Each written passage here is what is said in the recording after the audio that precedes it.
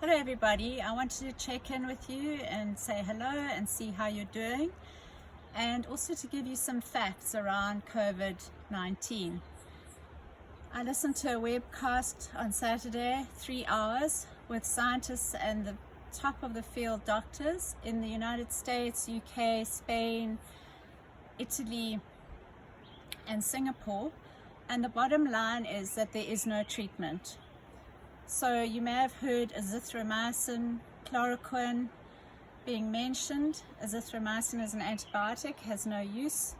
Chloroquine is hepatotoxic, it can kill, and it is absolutely disproven to use ibuprofen, so do not use that please.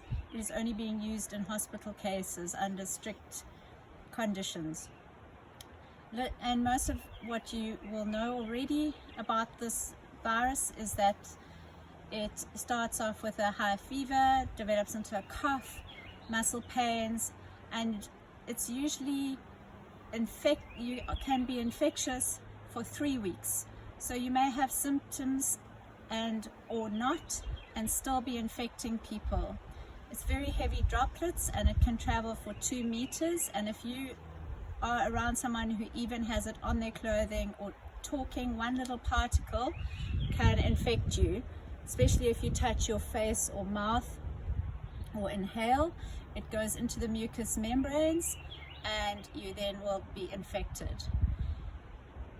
Younger people are not so much as at risk, and the difference between this and the flu is that the flu is only infectious for about 1 week with milder symptoms. It does not usually go into the terrible lung illness and fibrosis of the lung or pneumonia that the COVID-19 does. Most at risk are men, 3.5 men to 1 female, and people with comorbid issues such as asthma, COPD, diabetes.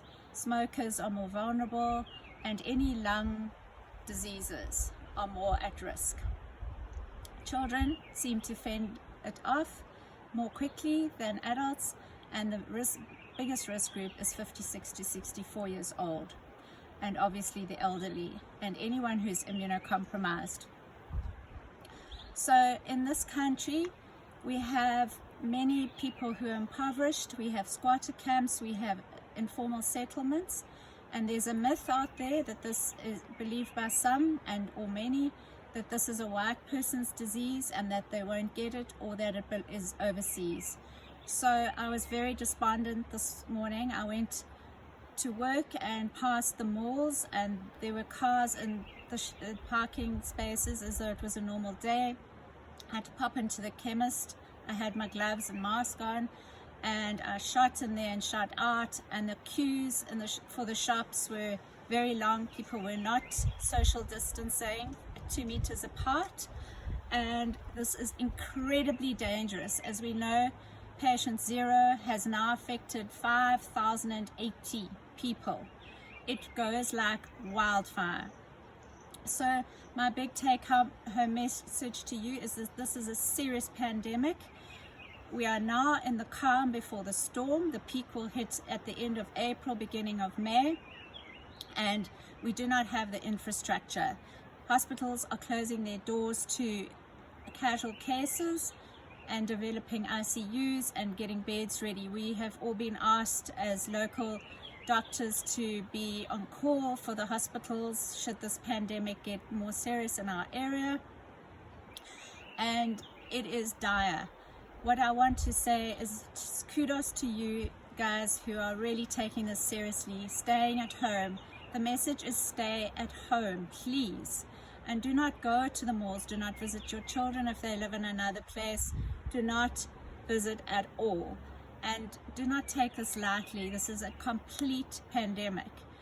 If you are going to have to go into the mall, wear your mask, wear your gloves, sanitize, and do not cough onto anybody.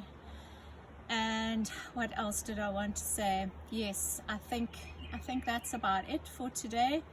I will give you further updates as they come in. There are 2 strains of this virus, an L and an S. The mutated strain is the one that went to Italy, which is an L, and we just cannot be calm about this, because you'll see that this figures will rise very sharply very soon. You take care. Bless you all. Bye for now.